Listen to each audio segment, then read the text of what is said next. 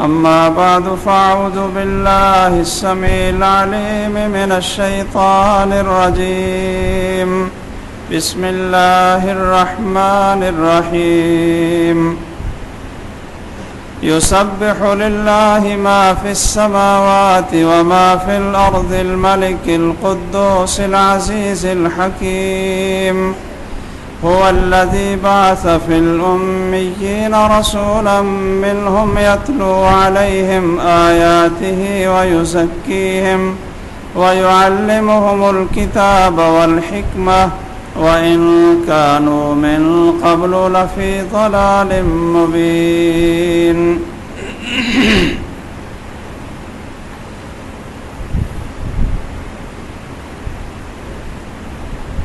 حضرات گرامی، محترم سامعین، حضرات و خواتین، اسلام میں داخل ہونے کے بعد سب سے ضروری چیز جو ہر مسلمان پر عائد ہوتی ہے وہ اسلام کو سیکھنا ہے کہ اسلام کیا ہے، یہ ہمیں کس چیز کی تعلیم دیتا ہے، عقیدہ کیسا ہونا چاہیے، اللہ کی بندگی کیسے کرنی چاہیے، لباس، کھانا پینا، تجارت، شب و روز، زندگی کے تمام مراحل میں ہمیں کیا کرنا چاہیے ایک مسلمان ہونے کے لحاظ سے، اس کو سیکھنا سب سے بڑا اور سب سے پہلا فرض ہے۔ آپ جانتے ہیں اتنی دیر تک کوئی شخص صحیح طریقے سے نماز نہیں پڑھ سکتا، وضو نہیں کر سکتا، جب تک اس کو پتہ نہ ہو کہ وضو کرنے کا رسول اللہ صلی اللہ علیہ وسلم نے طریقہ کیا سکھایا ہے، جب تک اس کو یہ علم نہ ہو کہ محمد الرسول اللہ صلی اللہ علیہ وسلم نے نماز پڑھنے کا کیا طریقہ سکھایا ہے۔ اگر کوئی شخص بڑے پیسے خرچ کر کے حج کرنے کے لیے چلا جائے لیکن اس کو حج کا طریقہ نہ آتا ہو اور اس کو پتہ نہ ہو کہ طواف کیسے کرنا ہے، کہاں سے شروع کرنا ہے اور کدھر سے چکر لگانا ہے، صفا اور مروہ کی سعی کیسے کرنی ہے اور کہاں سے اس کو شروع کرنا ہے، میدان عرفات میں اور مزدلفہ میں اور منا میں جانا ہے، وہاں جا کر کیا کرنا ہے، جب تک اس کو حج کا طریقہ نہیں آتا اور اس کا علم نہ سیکھے اتنی دیر تک وہ کتنے پیسے خرچ کر لے وہ حج ادا بھی نہیں ہوتا اور اس کا فائدہ بھی نہیں ہوتا۔ بھائیو، اسی طرح زندگی کا ایک ایک مرحلہ آپ لے لیں، کھانا اور پینا ہے، یہ ایک انسان کی زندگی کی ضرورت ہے، لیکن کھانا کیسے ہے، پینا کیسے ہے، کس ہاتھ سے ہے، اس کا طریقہ رسول اللہ صلی اللہ علیہ وسلم نے ہمیں کیا سکھایا ہے، جب تک ہم سیکھیں گے نہیں، پڑھیں گے نہیں، ہمیں کوئی سکھائے گا نہیں، اتنی دیر تک اسلامی زندگی کا رنگ نہیں آ سکتا ہے۔ اسی لیے اللہ تعالیٰ نے فرمایا کہ فَعْلَمْ أَنَّهُ لَا إِلَٰهَ إِلَّا هُوَ، جان لیجئے، اس کا علم سیکھیں، اس کو جان لیں، اس کا علم سیکھیں کہ اللہ کے علاوہ کوئی سچا معبود نہیں ہے۔ تو اللہ کو پہچاننا، اللہ کے رسول صلی اللہ علیہ وسلم کو پہچاننا اور اللہ کی بندگی کا طریقہ پہچاننا کہ کیسے اللہ خوش ہوتا ہے، کیسے اللہ راضی ہوتا ہے، اللہ کی کون سی پسند ہے اور کون سی چیز ناپسند ہے، اس تمام ان چیزوں کی بنیاد قرآن اور سنت کے علم پہ ہے۔ اسی لیے رسول اکرم صلی اللہ علیہ وسلم نے فرمایا طلب العلم فریضۃ علی کل مسلم، کہ ہر مسلمان پر فرض ہے کہ وہ علم کو سیکھے، اتنا علم سیکھے جتنے علم سے وہ اپنے فرائض کو ادا کر سکتا ہے،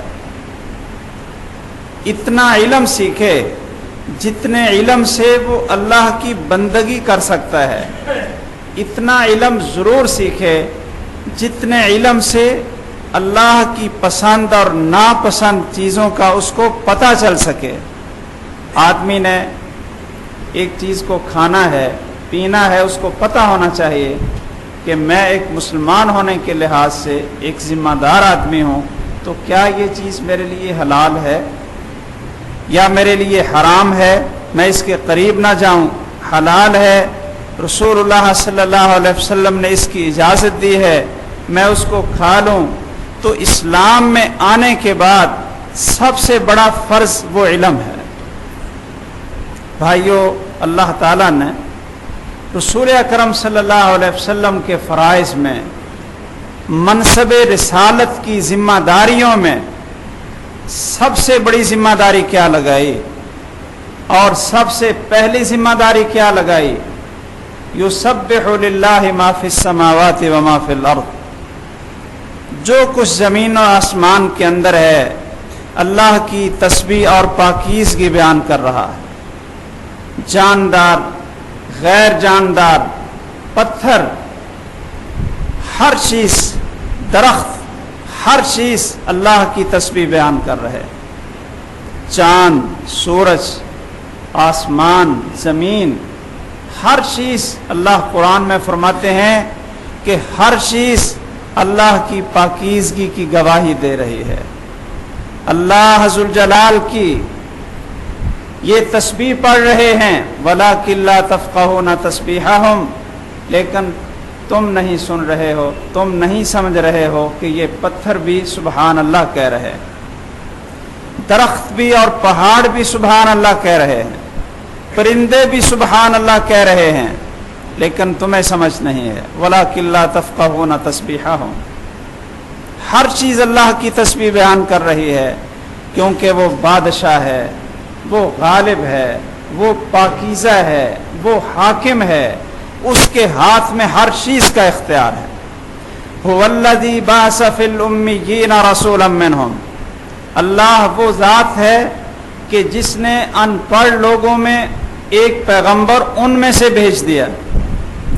اب اس پیغمبر کی کیا ذمہ داری لگائی؟ یتلو علیہم آیاتہ، اللہ کی وحی کی آیات کو ان کو سنائے، قرآن پڑھے اور سنت رسول کی تلاوت کر کے اللہ کی آیات پڑھ کر لوگوں کو سنائے۔ صرف سنائے ہی نہیں بلکہ وَيُزَكِّيهِمْ، اور ان کا تزکیہ کرے، ان کی صفائی کرے، ان کی اصلاح کرے۔ وہ بگڑ چکے ہیں، عقائد اور اعمال کے اندر فساد پیدا ہو گیا ہے، اور ایک انسان اتنا عظیم اور اتنا معظم اور مکرم ہونے کے باوجود جانوروں سے بدتر بن گیا، اخلاق بگڑ گئے، اللہ کی معرفت ختم ہو گئی۔ اس لیے ان کا تزکیہ کرتا ہے، ان کی صفائی کرتا ہے، اور تزکیے کا کیا طریقہ ہے؟ وَيُعَلِّمُهُمُ الْكِتَابَ وَالْحِكْمَةَ، پیغمبر کی بہت بڑی ذمہ داری کیا ہے کہ ان لوگوں کو قرآن بھی سکھائے اور اپنی سنت بھی سکھائے۔ رسول اکرم صلی اللہ علیہ وسلم نے جہاں بہت کچھ سکھایا، انسان کو انسانیت سکھائی، انسان کیسا بنتا ہے، انسان کو بندگی سکھائی ہے کہ انسان اللہ کا بندہ کیسا ہوتا ہے، اللہ کی رضا کیسے ملتی ہے، اور ایسے اخلاق سکھائے ہیں کہ پوری دنیا نے آنکھیں کھول کر دیکھا کہ جیسی تعلیم اور جیسے اخلاق محمد الرسول اللہ صلی اللہ علیہ وسلم نے سکھائے ہیں، چشم فلک نے ایسا خوبصورت معاشرہ کوئی دیکھا نہیں تھا۔ میرے بھائیوں، جہاں ہمیں یہ نظر آتا ہے کہ رسول اللہ صلی اللہ علیہ وسلم نے مسلمانوں کو سکھایا کہ مسلمان مسلمان کا بھائی ہے، جہاں یہ سکھایا کہ مسلمان مسلمان کے سامنے بھوکا نہیں رہنا چاہیے،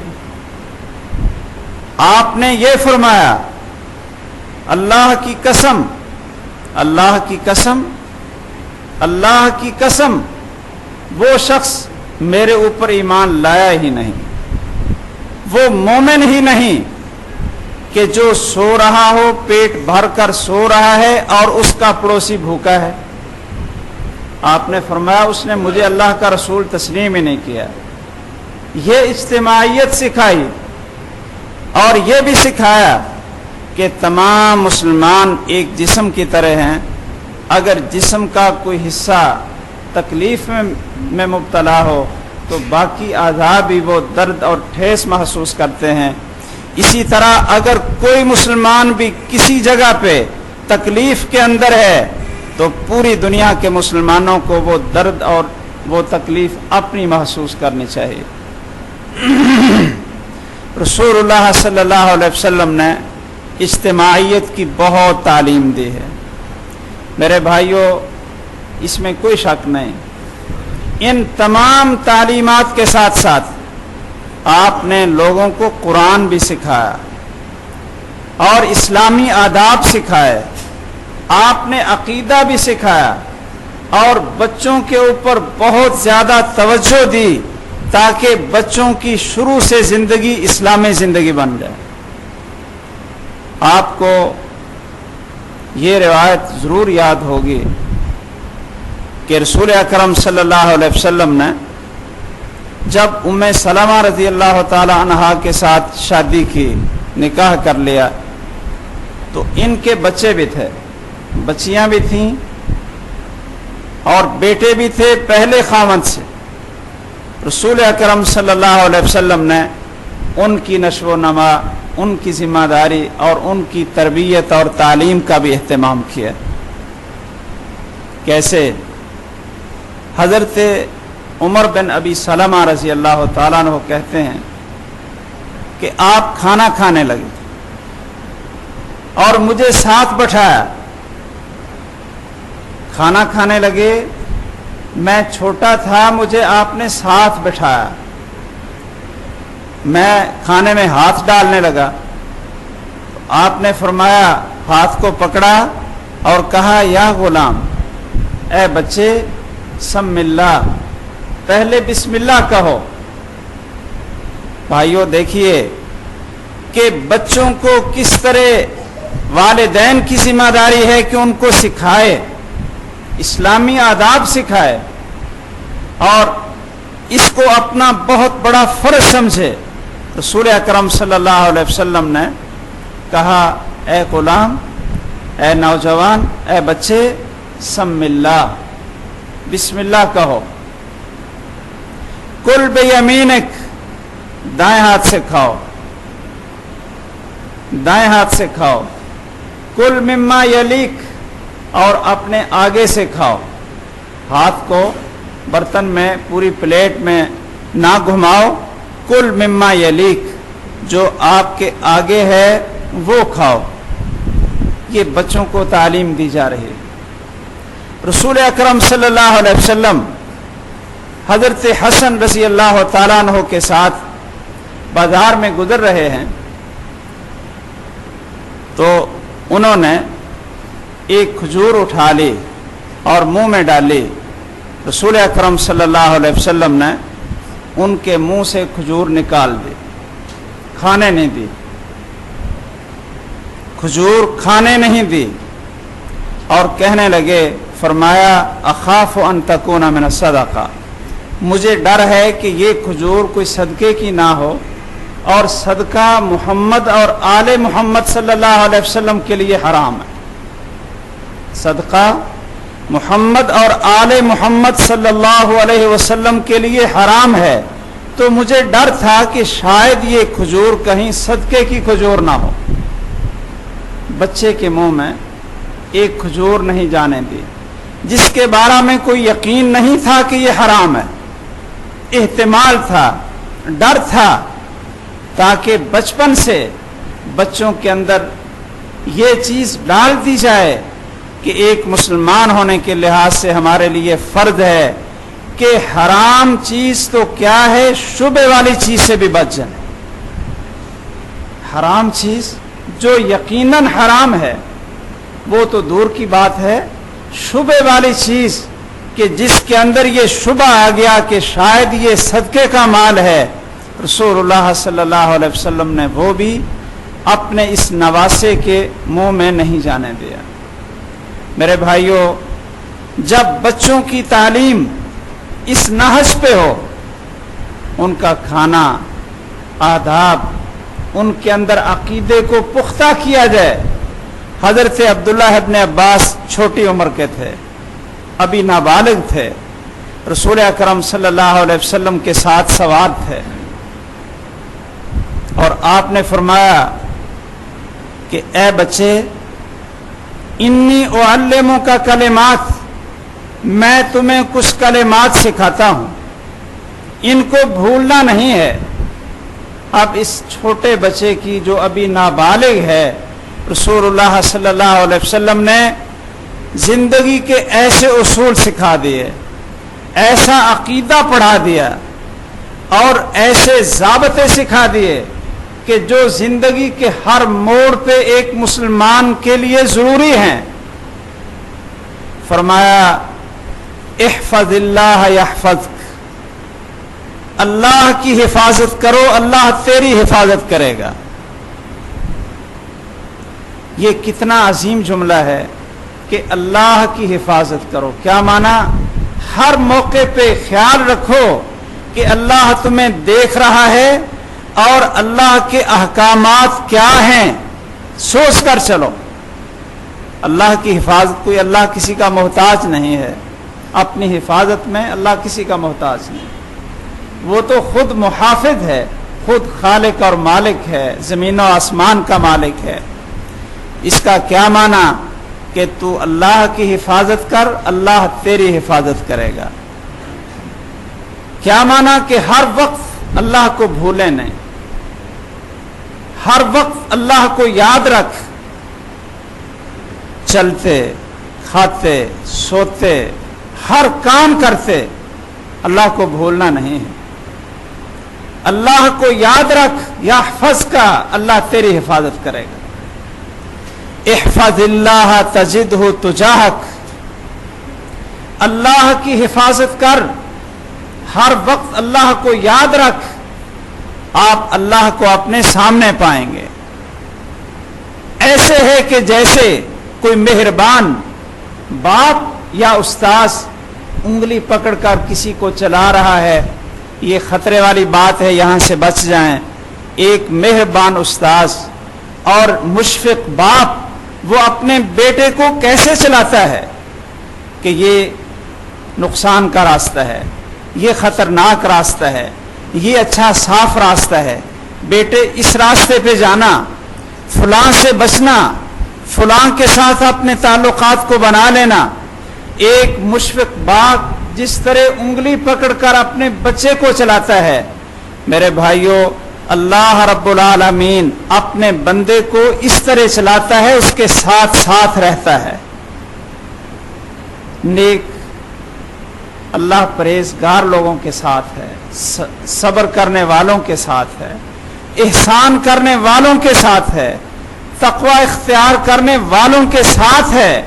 اللہ سامنے ہوگا، بے وفائی نہیں کرے گا، رہنمائی کرے گا اور حفاظت کرے گا جب آپ اللہ کی حفاظت کریں۔ اور کیا فرمایا؟ اے بچے، وَاعْلَمْ، اچھی طرح جان لو، اذا سألت فاسأل اللہ، جب آپ کچھ مانگیں اور سوال کریں تو فاسأل اللہ، صرف اللہ سے مانگو۔ یہ عبداللہ بن عباس کو یہ کلمات سکھائے جا رہے ہیں جو ابھی بالغ نہیں تھے، وہ کہتے ہیں کہ میں رسول اکرم صلی اللہ علیہ وسلم کی وفات کے وقت ابھی بالغ نہیں ہوا تھا، بلوغت کے قریب تھا۔ جب اس وقت سے بچے کے ذہن میں یہ چیزیں ڈال دی جائیں، ممکن ہے اس وقت وہ اس کو شعور نہ ہو، لیکن بڑے ہو کر یہ چیزیں شعوری بن جاتی ہیں۔ میرے بھائیوں، یہ بات آپ نوٹ کریں کہ بچوں کو جب کوئی چیز سکھائی جاتی ہے وہ ابھی لاشعور میں ہوتے ہیں، لیکن یہی چیزیں جو بچپن میں سکھا دی جائیں جب بڑے ہو جاتے ہیں تو ان چیزوں کا شعور حاصل ہو جاتا ہے۔ یہ اللہ ذوالجلال نے انسان کا دماغ اور ذہن اسی طرح کا بنایا ہے کہ کئی دفعہ لاشعوری طور پر کئی چیزیں سنتا ہے، لیکن جب وقت آتا ہے، ایسا زندگی میں ایک موڑ آتا ہے تو ان چیزوں کا شعور مل جاتا ہے کہ ہاں یہ بات بھی میں نے پڑھی ہوئی تھی، یہ بات بھی میں نے سنی ہوئی تھی، یہ بات ہمارے عقیدے کی ہے۔ سنیے کیسا عقیدہ سکھایا جا رہا ہے، کیسی تعلیم دی جا رہی ہے بچے کو۔ اذا سألت فاسأل اللہ، جب آپ کوئی سوال کریں تو صرف اللہ سے مانگیں، کسی سے نہ مانگیں۔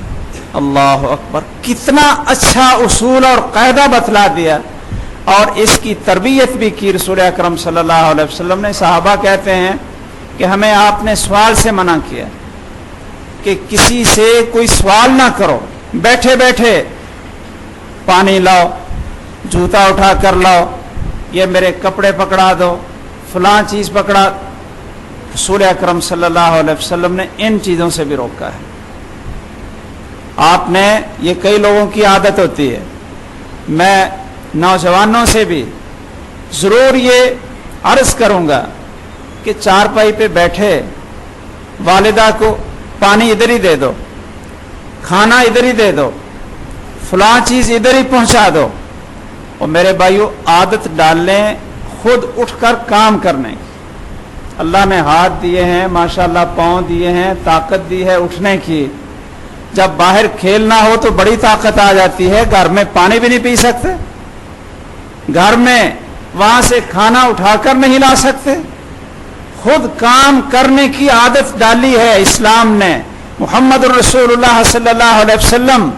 اللہ اکبر، تمام انسانوں کے سردار، انبیاء کے سردار، اگر چاہتے تو آپ کی خدمت کے لیے ہر وقت لوگ آپ کے دروازے پہ کھڑے رہتے، خادم، خدمت کرنے والے ہر وقت آپ کے ساتھ رہتے، لیکن محمد الرسول اللہ صلی اللہ علیہ وسلم نے ہمیں کیا سکھایا کہ آپ جوتا اگر ٹوٹ جاتا تو خود اپنے ہاتھوں سے اس کو سل لیتے تھے، خود اپنے ہاتھوں سے سوئی پکڑتے، دھاگا پکڑتے اور جوتے کو صحیح کر لیتے تھے، خود اپنی بکریاں اپنے ہاتھوں سے دھوتے تھے، خود دودھ نکالتے تھے، اور اپنے گھوڑے کو چارہ خود ڈالتے تھے، گھوڑے کی تربیت، نشو و نما خود کرتے تھے۔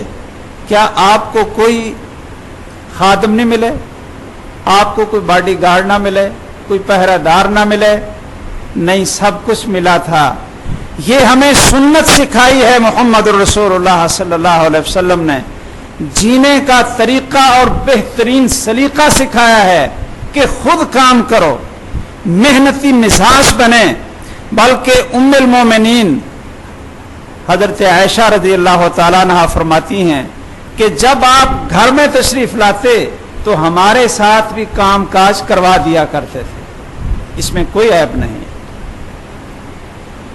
اس میں کوئی عیب نہیں ہے گھر کا کام کرنا اور بیوی کے ساتھ یہ گھر کے کھانے پکانے چیزوں میں تعاون کرنا، یہ کوئی عیب نہیں ہے، بلکہ بہت بڑی خوبی ہے جو کس نے سکھائی؟ محمد الرسول اللہ صلی اللہ علیہ وسلم نے سکھائی۔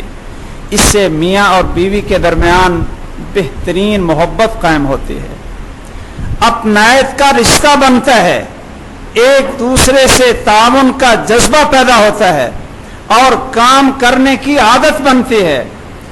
ہماری اور آپ سب کی تمام مومنوں کی اماں جان کہتی ہیں کہ جب اذان ہو جاتی تھی آپ گھر میں ہمارے ساتھ بیٹھتے، ہمارے ساتھ آپ دل لگی کی باتیں بھی کرتے، ہمارے ساتھ کام بھی کروا دیا کرتے تھے، اور جب اللہ اکبر کی آواز سن لیتے، اذان ہو جاتی، تو پھر آپ اس طرح اجنبی بن جاتے کہ جیسے ہمارے اور آپ کے درمیان کوئی تعلق ہی نہ ہو، کیونکہ پھر ادھر سے گھنٹی بج جاتی نا، ادھر سے آواز آ جاتی، وسل بج جاتا، اللہ اکبر اللہ اکبر، اللہ سب سے بڑا ہے۔ اب جس کے دل میں پوری کائنات سے بڑھ کر اللہ کی محبت ہو اور آواز آ جائے اللہ اکبر، تو پھر تمام کام چھوٹے ہو جائیں گے اور اللہ ذوالجلال کی دعوت اور اللہ کی آواز پہ لبیک کہنا یہ سب سے بڑا کام ہو جائے۔ کئی ہمارے بھائی دفتروں میں اپنے کام کاج میں مصروف، کہتے ہیں جی بس کام بڑا ضروری تھا، بڑی مصروفیات ہیں۔ اور میرے بھائیوں، ایک مسلمان کا فرض اور اس کی سب سے بڑی ذمہ داری تمام کاموں میں کلمہ توحید کے بعد سب سے بڑی ذمہ داری اللہ کی بندگی میں نماز کے لیے حاضر ہونا ہے۔ تو رسول اکرم صلی اللہ علیہ وسلم اپنے ہاتھ سے کام کرتے اور صحابہ کو یہی تلقین کی، بلکہ اتنی تلقین کی صحابہ کہتے ہیں کہ ہمیں پھر ایسی عادت پڑ گئی کہ اگر کوئی گھوڑے پہ سوار ہو گیا اور اس کو بھول گیا کہ میرا کوڑا نیچے رہ گیا، گھوڑے پہ سوار ہو گیا اور بھول گیا کہ کوڑا نیچے رہ گیا ہے یا ہتھیار نیچے رہ گیا ہے، ضرورت والی چیز نیچے رہ گئی ہے، تو صحابہ پتہ کیا کرتے تھے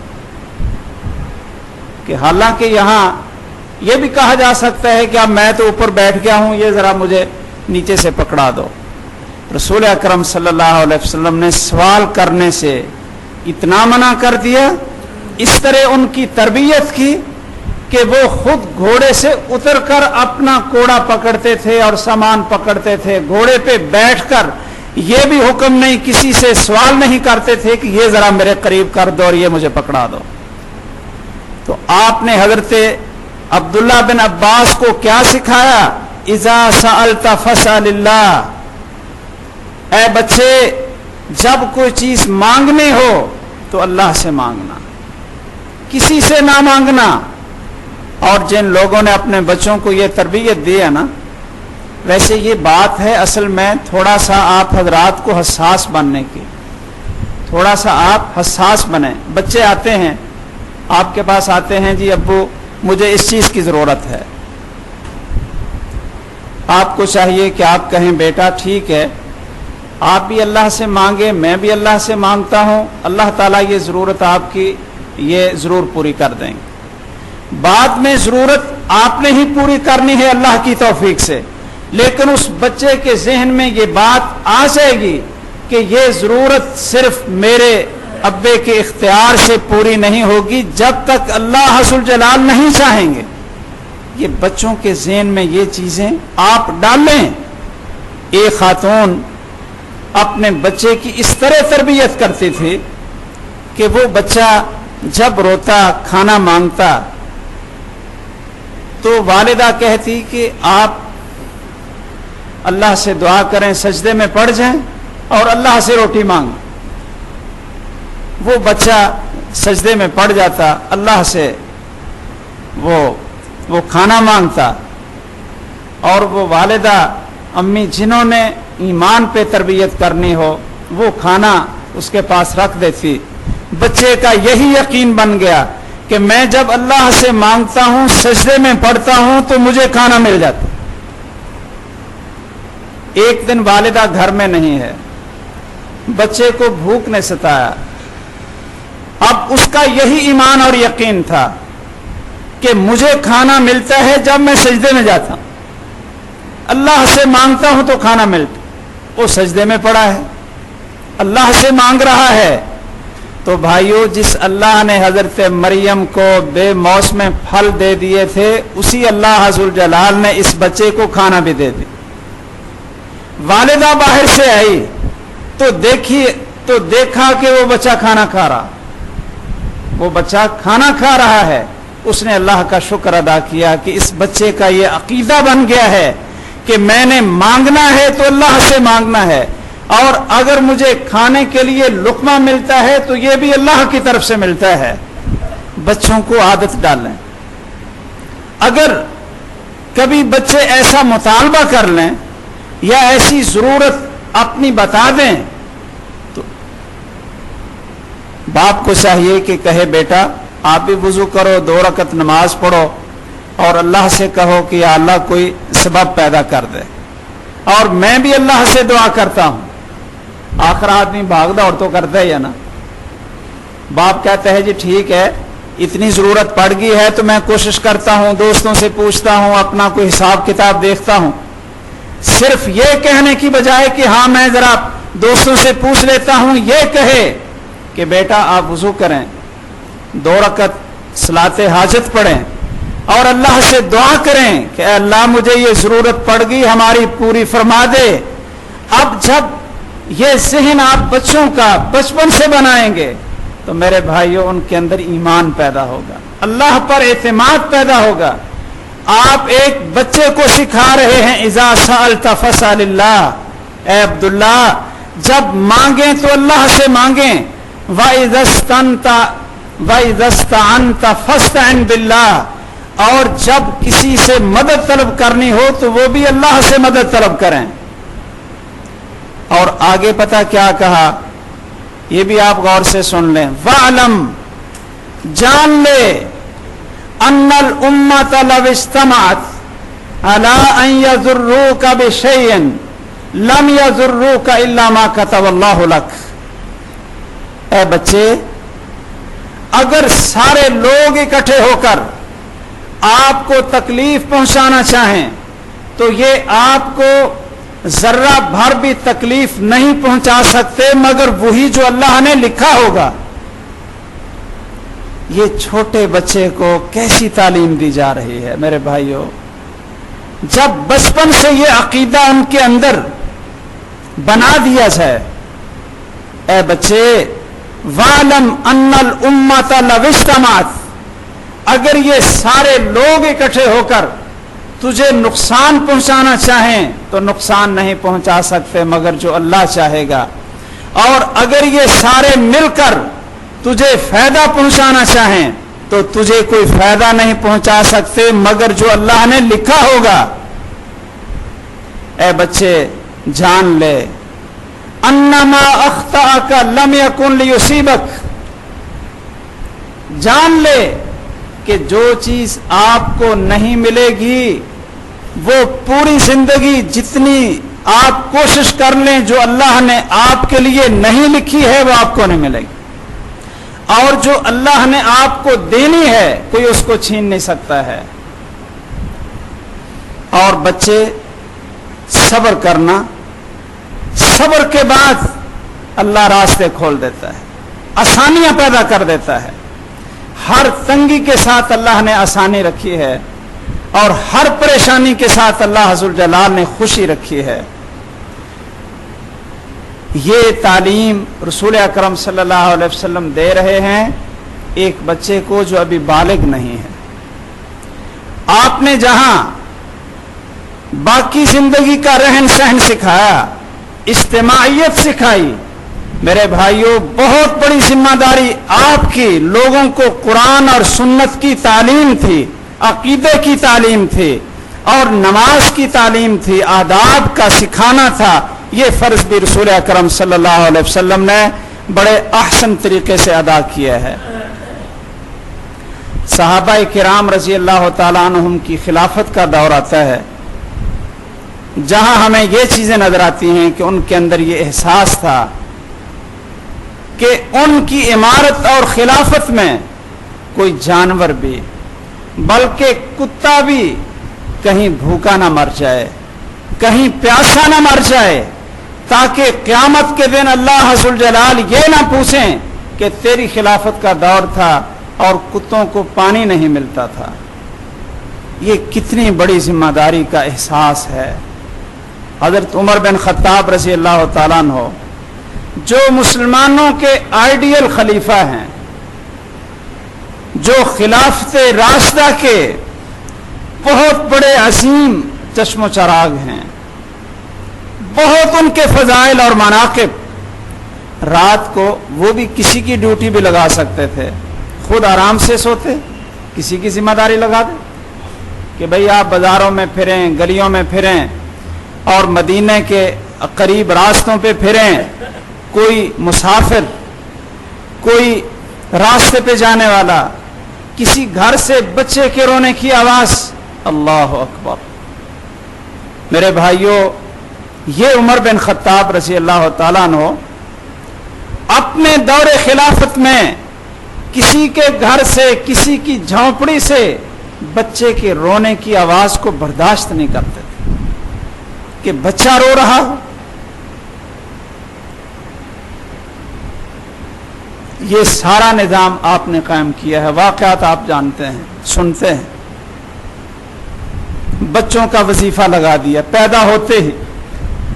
پہلے جب دودھ چھوڑ جاتے تھے بچے 2 سال کے بعد، پھر اس کا وظیفہ لگتا تھا بیت المال سے۔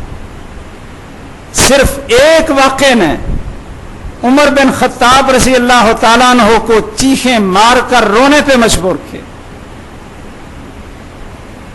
بچہ روتا ہے، راتوں کو پھر رہے ہیں، پہرا دے رہے ہیں، گھوم رہے ہیں، عبد الرحمن بن عوف کو ساتھ لے لیا اور کہا کہ یہ بچہ کیوں روتا ہے؟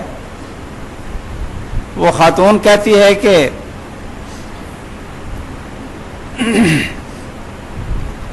میں اس کو چپ کراتی ہوں، پھر بچہ رو رہا ہے، پھر پوچھتے ہیں کیوں روتا ہے بچہ؟ تیسری دفعہ جب سختی کی کہ یہ آخر بچے کو چپ کیوں نہیں کراتی، یہ کیوں روتا ہے، وہ بول پڑی۔ اس کو نہیں پتا تھا کہ یہ کون ہے۔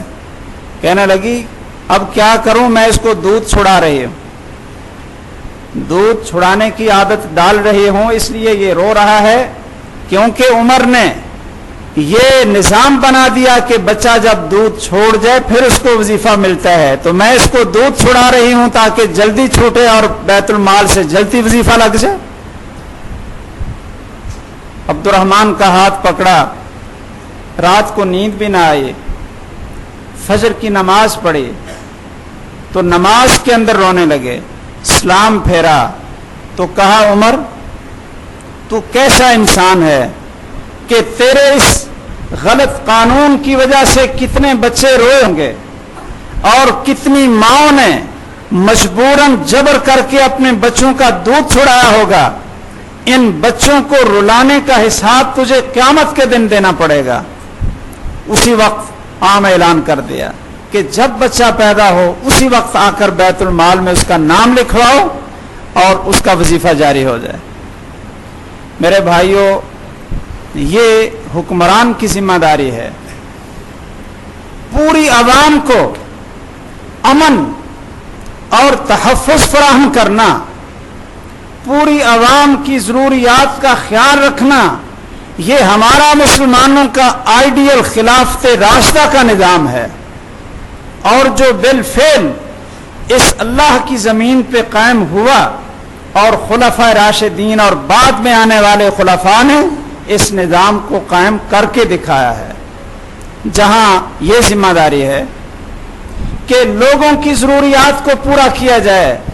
میرے بھائیوں، وہاں حکومت کی، خلافت کی یہ بھی ذمہ داری ہے کہ لوگوں کی قرآن اور سنت پر تعلیم اور تربیت کی جائے۔ یہ باقی فرائض میں سب سے پہلا فرض یہ ہے کہ لوگوں کو قرآن سکھایا جائے، لوگوں کو رسول اللہ صلی اللہ علیہ وسلم کی سنت سکھائی جائے۔ حضرت عمر بن خطاب رضی اللہ تعالیٰ عنہ نے باقی شعبہ ہے زندگی میں جس طرح بے مثال نظام قائم کیا، اسی طرح انہوں نے مساجد اور لوگوں کو پڑھانے کے لیے قراء، مدرسین، ان کی تنخواہیں بیت المال سے مقرر کر کے رات دن ان کو قرآن اور سنت سکھانے کی انہوں نے ذمہ داری لگا دی۔ شام کے علاقے دمشق میں ایک ایک مسجد میں عمر بن خطاب کے دور میں رضی اللہ تعالیٰ عنہ ایک ایک مسجد میں ہزاروں لوگ قرآن مجید کی تعلیم حضرت ابو الدرداء رضی اللہ تعالیٰ عنہ سے لیا کرتے تھے. وقف کر دیا کہ وظیفہ بیت المال سے ملے گا اور رات دن لوگوں کو قرآن سکھاؤ, سنت رسول صلی اللہ علیہ وسلم سکھاؤ. حضرت عمر رضی اللہ تعالیٰ عنہ نے اپنے دور خلافت میں 4000 مسجدیں بنوائیں. جو علاقہ فتح ہوتا وہاں مسجد بنوا دیتے. 4000 مسجدیں خلافت عمر رضی اللہ تعالیٰ عنہ کے دور میں بنی. اور پھر ہر مسجد میں معلم کا اہتمام, ایک قرآن کے قاری کا اہتمام اور دین کے معلم کا اہتمام. یہ حضرت عمر رضی اللہ تعالیٰ عنہ نے اپنی خلافت کے دور میں اس کو قائم کر دیا تھا. میں بتانا یہ چاہتا تھا کہ اگرچہ یہ حکومت کی ذمہ داری ہے جو اسلامی حکومت ہو, جو قرآن اور سنت کے مطابق نظام چلا رہی ہو, اس کی ذمہ داری ہے کہ جہاں لوگوں کو تحفظ, امن اور سلامتی فراہم کرے, اس کے لیے بندوبست کرے.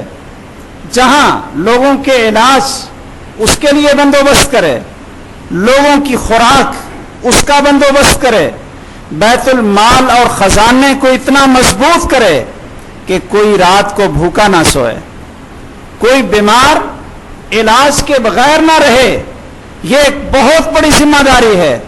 اسی طرح تعلیم کے لیے مدارس اور مساجد, ان کا اتنا اہتمام کیا جائے کہ قرآن اور سنت کی تعلیم کے زیور سے تمام لوگوں کو آراستہ کیا جائے.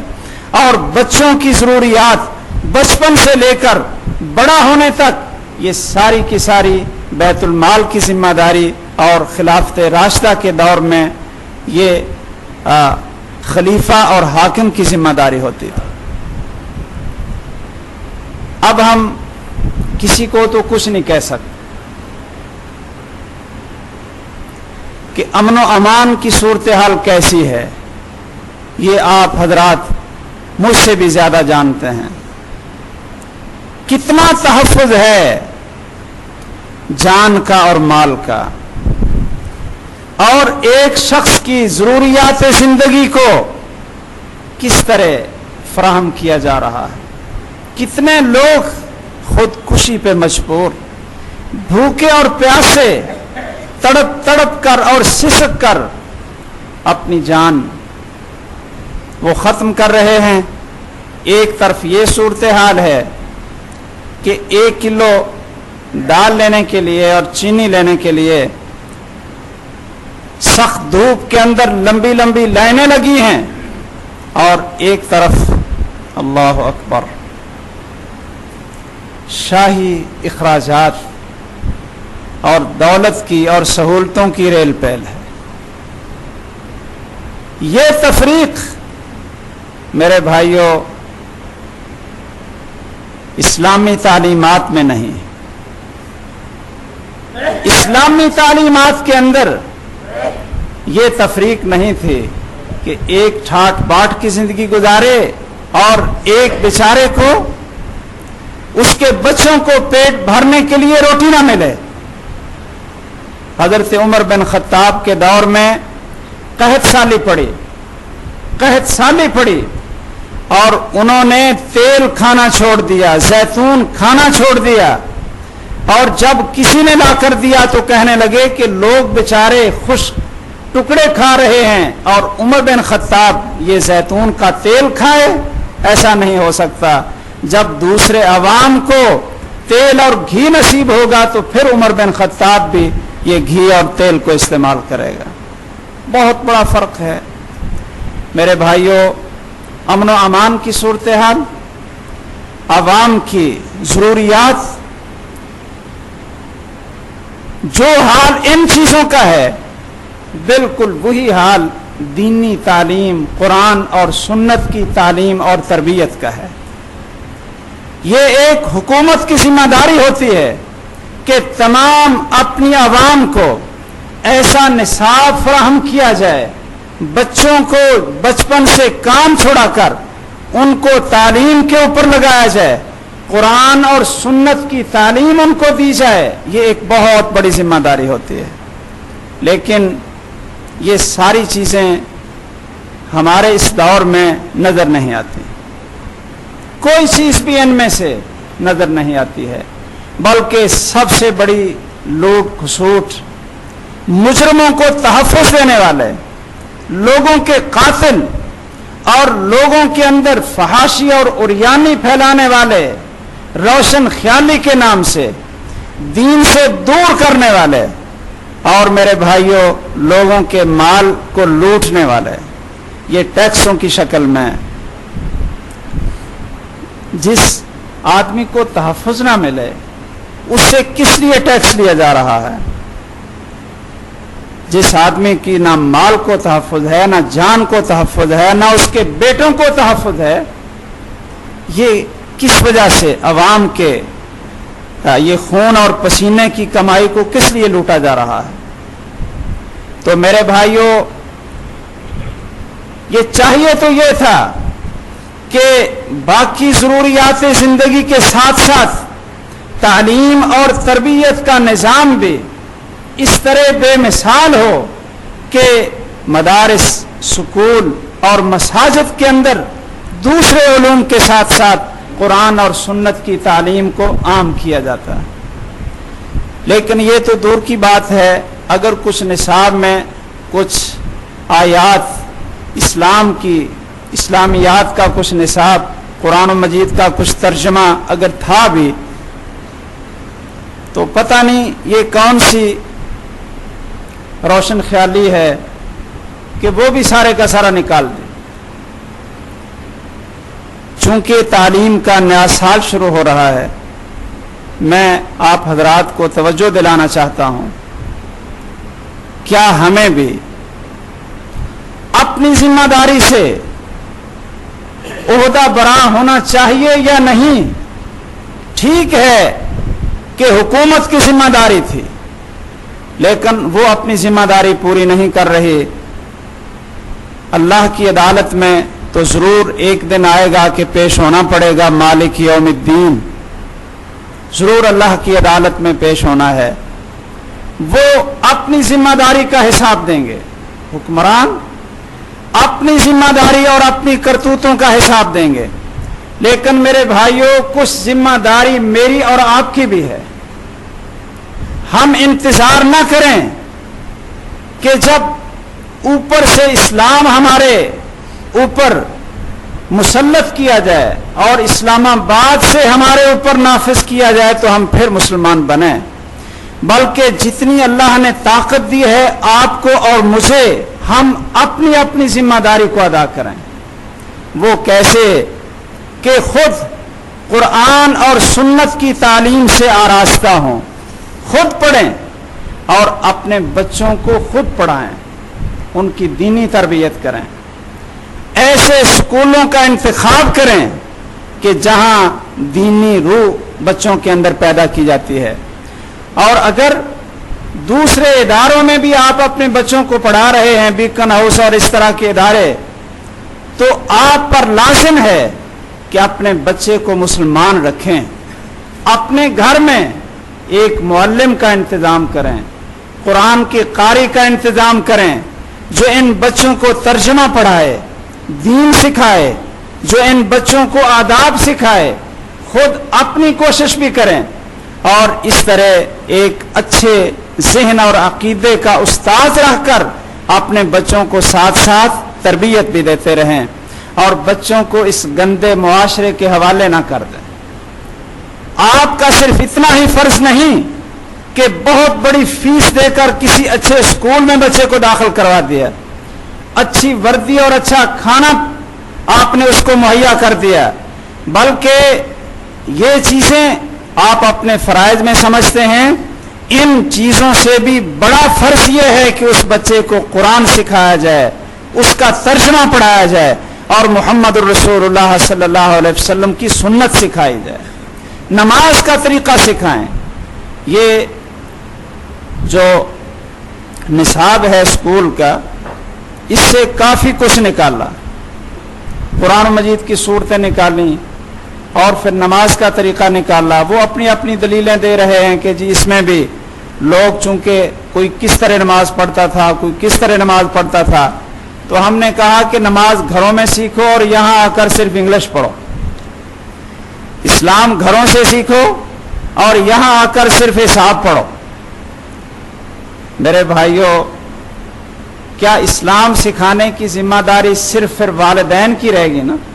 حکومت کی تو کوئی ذمہ داری نہ رہی۔ نصاب ایسا ہونا چاہیے کہ بچپن سے لے کر بڑے ہونے تک ایسی تربیت اور ایسا عقیدہ بن جائے کہ ایک سچا موحد مسلمان ہر چیز کی قربانی دینے کے لیے اسلام کے نام پہ اور اللہ کے نام پہ تیار ہو جائے۔ یہ نصاب ایسا ہونا چاہیے، لیکن یہ چونکہ ہمارے اختیار میں نہیں ہے اور کسی کو برا بھلا کہنے کا کوئی اس وقت فائدہ بھی نہیں، اس لیے میں تو آپ حضرات کو آپ کا فرض یاد دلاتا ہوں۔ آپ اپنا فرض ادا کریں۔ آپ سے پوچھا جائے گا، مجھ سے پوچھا جائے گا کہ اپنے بچوں کو اسلام سکھایا تھا، بچوں کو ڈاکٹر تو بنا لیا تھا، کیا مسلمان بھی بنایا تھا؟ بچوں کو اور تو بڑا کچھ پڑھا لیا، بڑی بڑی مہنگی ٹیوشن فیس دے کر یہ انگلش بھی اور دوسرے جو مضامین ہیں وہ تو پڑھا لیے، لیکن کیا قرآن نہیں پڑھایا؟ ایک نوجوان پچھلے دنوں میں، اللہ اکبر، پتہ نہیں شاید آپ حضرات ان چیزوں پہ غور کرتے ہوں گے یا ہمارے ساتھ ہی یہ مسائل پیش آتے ہیں، آپ کے ساتھ ایسے واقعات نہ پیش آتے ہوں۔ ایک نوجوان آیا تو اس نے اپنی کچھ مشکلات بتائیں، تو میں نے اس کو عقیدے کی بات، نماز کی، اور ساتھ میں نے کہا کہ میں آپ کو یہ دعائیں لکھ دیتا ہوں، آپ یہ بھی اللہ سے مانگیں اور اللہ آپ کے حالات کو بدل دے گا، اللہ اپنے فضل و کرم سے، مہربانی سے آپ کے حالات کو بدلے گا۔ تو میں نے کہا یہ میں نے لکھ دیا ہے، اعراب بھی لگا دیے ہیں، تو یہ آپ اس کو یاد کر لیں اور اس کو پڑھا کریں۔ تو حقیقت ہے کہ مجھے بہت افسوس ہوا، ایک پڑھا لکھا نوجوان کہنے لگا جی میں آپ کو کیا بتاؤں کہ میں یہ عربی نہیں پڑھ سکتا، میں قرآن نہیں پڑھا ہوا، میں قرآن نہیں پڑھا ہوا۔ تو میں نے کہا پھر کیسے آپ کو میں یاد کراؤں؟ پھر آپ ایک ایک لفظ کر کے یاد کر لیں، یہی ہو سکتا ہے، آپ قرآن پڑھنا شروع کر دیں۔